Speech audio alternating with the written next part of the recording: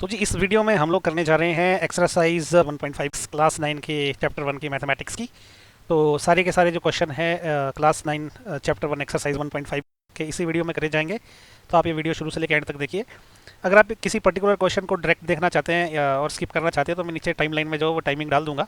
तो आप उस पर्टिकुलर क्वेश्चन की टाइमिंग पे क्लिक करके डायरेक्ट उस पर्टिकुलर क्वेश्चन को देख सकते हैं। तो पहला क्वेश्चन है फाइंड 64 की पावर 1/2। ठीक है, अब इस क्वेश्चन को कैसे करना है देखिए। इसको हम ऐसे लिख सकते हैं 64 की पावर 1/2।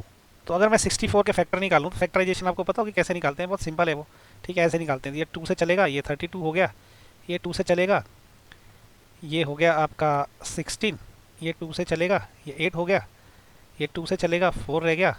ये 2 से चलेगा, ये 2 हो गया। ठीक है, तो हम लोग बेसिकली जो 64 को हम लोग कैसे लिख सकते हैं, 2 2 2 2 2। ठीक है, 1 2 3 4 5 6 6 टाइम हम लिख सकते हैं 2 को। ओके, तो 1 2 3 4 5 एंड 6, यानी कि इसको इसको हम ऐसे लिख सकते हैं 2 रेज टू पावर 6। ओके, क्योंकि फैक्टराइजेशन है, इतना एक्सप्लेन करने की जरूरत नहीं, लेकिन जस्ट मैंने आपको समझाने के लिए ऐसा किया। ठीक है, तो 64 की जगह मैं क्या लिख सकता हूँ, 2 रेज टू पावर 1/2। ठीक है, और ये 2 रेज टू पावर 6 आएगा। अब क्या है, आपको पता होगा कि अगर ना किसी भी नंबर की, जैसे कि कोई ए है, अगर उसकी पावर एन है और बाहर अगर पावर उसकी एम है, तो इसको हम क्या लिख सकते हैं, a raise to power n into m. Okay, तो इसका मतलब क्या हुआ कि ये जो है 2 रेज टू पावर 6 की पावर 1/2, इसको मैं क्या लिख सकता हूँ, 2 रेज टू पावर 6 इंटू 1/2। तो ये हो जाएगा, 2 से ये कट जाएगा, ये रह जाएगा 3, तो ये हो जाएगा 2 रेज टू पावर 3। तो ये कितना हो जाएगा, 2 रेज टू पावर 3 कितना होता है, 2 गुना 2 गुना 8। ठीक है, 2 गुना 2 गुना 2 3 बार। ठीक है, 2 इंटू 2 इंटू 2 3 टाइम। तो ये हो गया 2 दूने 4, 4 दूने 8 8। तो ये 8 इसका आंसर हो गया। एक्चुअली बहुत इजी है करना, मैं जस्ट आपको एक्सप्लेन करने के लिए थोड़ा सा बताया। थोड़ा सा रफ वाला पार्ट मैं डिलीट कर देता हूँ ताकि जगह बने अगले उसके लिए। तो ये सेकंड बिल्कुल वैसे ही करना है। ठीक है, अब 32 हम कैसे लिख सकते हैं, अगर आप फैक्टर करेंगे ना जो मैंने अभी किए थे, तो बेसिकली 32 जो है ना, 32 को हम लिख सकते हैं 2 रेज टू पावर कितना, पिछली बार 6 था, इस बार 5 आएगा वो। ठीक है, क्योंकि हम इसको लिख सकते हैं ऐसे, 2 दूने 4, 4 दूने 8, 8 दूने 16, 16 दूने 32। तो 2 रेज टू पावर 1 2 3 4 5, इसको हम लिख सकते हैं 2 रेज टू पावर 5। ठीक है, ये आपको क्लियर हो गया कि 32 को हम 2 रेज टू पावर 5 लिख सकते हैं। तो इसीलिए 32 की पावर 1/5 को हम लिख सकते हैं 2 रेज टू पावर 5 और उसकी पावर 1/5। तो ये हो जाएगा 2 रेज टू पावर, जैसे कि यहाँ मैंने बोला था ना कि अगर आपके पास कोई जैसे अक्षर है जिसकी पावर है m और बाहर है पावर n, तो ये हो जाएगा a raise to power m into n। ठीक है, तो इसलिए 2 रेज टू पावर m क्या है यहाँ पे, 5 इंटू 1/5। 5 से 5 कैंसिल हो गया, ये हो गया 2 रेज टू पावर 1, तो ये हो गया 2। तो ये 2 इसका आंसर हो गया। ठीक है, ये वाला पार्ट मैं डिलीट कर देता हूँ। 32 को हम ये क्या लिख सकते थे, तो अभी हम लोग करने वाले हैं ये वाला। ठीक है, अच्छा 125 की पावर 1/3, इसको हम कैसे लिख सकते हैं। ठीक है, जैसे 125 की अगर हम लोग फैक्टराइजेशन करेंगे तो ये होगा 5 से चलेगा, 25 पंजे 125 होता है, ये फिर 5 से चलेगा तो ये 5 बचेगा। ठीक है, तो इसको हम लिख सकते हैं 5 इंटू 5 इंटू 5, 125 को, तो उसकी पावर है 1/3। तो 5 को 3 बार गुना कर दो, उसकी पावर कितनी होगी, 3। अंदर क्या रह गया, 1/3। तो ये क्या बन गया, 5 रेज टू पावर 3 इंटू 1/3। 3 से 3 कैंसिल हो गया, तो ये रह गया 5 रेज टू पावर 1, तो ये हो गया 5। ठीक है, तो ये हो गया इसका आंसर। तो ये वाला जो पार्ट है ना एक्सरसाइज 1.6, ये वाला काफ़ी सिंपल है। ठीक है, तो क्वेश्चन नंबर 1 हो गया कंप्लीट। तो अभी हम लोग करेंगे क्वेश्चन नंबर 2। क्वेश्चन नंबर 2 के टोटल 4 पार्ट है, 4 में से 2 मैं इस पेज पे करने वाला हूँ और बाकी के 2 अगले पेज पे करूँगा। ठीक है, तो जैसे हमने क्वेश्चन नंबर 1 में किया था वैसे ये भी होगा। तो पार्ट नंबर 1 देखिए कैसे करेंगे। 9 की पावर 3/2, इसको हम कैसे लिख सकते हैं, 9 को हम कैसे लिख सकते हैं, 3 गुना 3, और उसकी पावर कितनी है, 3/2। तो 3 गुना 3 क्या हो गया, 3 की पावर 2, और अंदर क्या बाहर पावर क्या है, 3/2। अब जब इस तरह से होता है ना तो दोनों पावर आपस में क्या हो जाती है, मल्टीप्लाई हो जाती है। 3 की पावर 2 गुणा 3/2, तो 2 से 2 कैंसिल हो गया, तो ये हो गया 3 की पावर 3। इसको हम लिखेंगे 3 गुणा 3 गुणा 3, ये हो गया 3 3 9, 9 3 27। ये इसका आंसर हो गया। मैं बहुत काफ़ी एक्सप्लेन करके बता रहा हूँ, अदरवाइज ये फास्ट करे जा सकते हैं। अब देखिए 32 की पावर 2/5 है, इसको हम कैसे लिख सकते हैं, 32 को हम कैसे लिख सकते हैं, 2 गुणा 2 दूने 4, 4 दूने 8, 8 दूने 16, 16 दूने 32। इसकी पावर कितनी हो गई, 2/5। देखिए 2 की पावर, ये 2 को हमने 1 2 3 4 5 बार गुणा किया, तो मैं अंदर वाली इसको लिख सकता हूँ 2 की पावर 5 और उसकी पावर 2/5।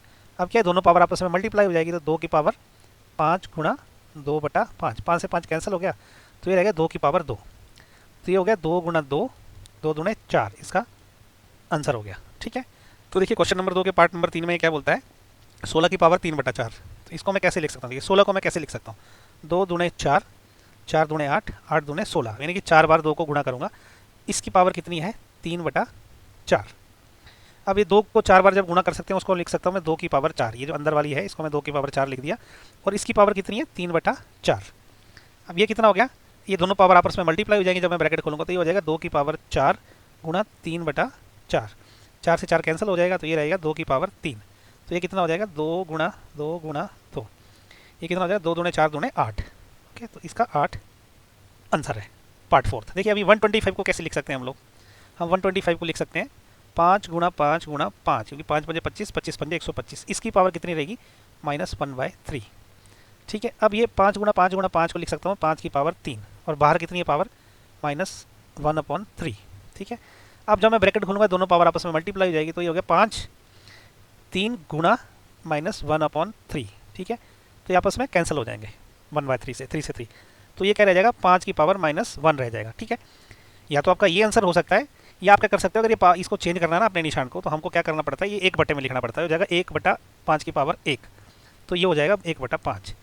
तो अगर आप आंसर यहाँ तक लिखेंगे तो भी सही रहेगा, लेकिन अगर आगे कर देंगे तो ये वाला भी सही हो जाएगा। ठीक है, तो ये हो गया आपका क्वेश्चन नंबर 2 कंप्लीट। तो अभी हम लोग करने जा रहे हैं क्वेश्चन नंबर 3। ठीक है, तो क्वेश्चन नंबर 3 में क्या बोला गया है कि क्वेश्चन नंबर 3 का पहला पार्ट, एक्चुअली इसके जो है 4-5 पार्ट है, तो पहला पार्ट हम लोग कर रहे हैं। पहले पार्ट में क्या है कि 2 की पावर 2/3 इंटू 2 की पावर 1/5, ये कितना होता है। देखिए सबसे पहले हमको एक चीज़ याद रखनी है कि अगर हमारे पास a की पावर m हो इंटू a की पावर n हो, तो ये हो जाता है a की पावर m प्लस n, ये चीज़ याद रखना। ठीक है, तो यहाँ पे a की जगह 2 है, m की जगह 2/3 है, और n की जगह जो है 1/5 है, तो ये क्या हो जाएगा कि 2 की पावर, ठीक है, ये हो जाएगा 2/3 प्लस 1/5। ठीक है, ये इक्वल टू इतना हो जाएगा।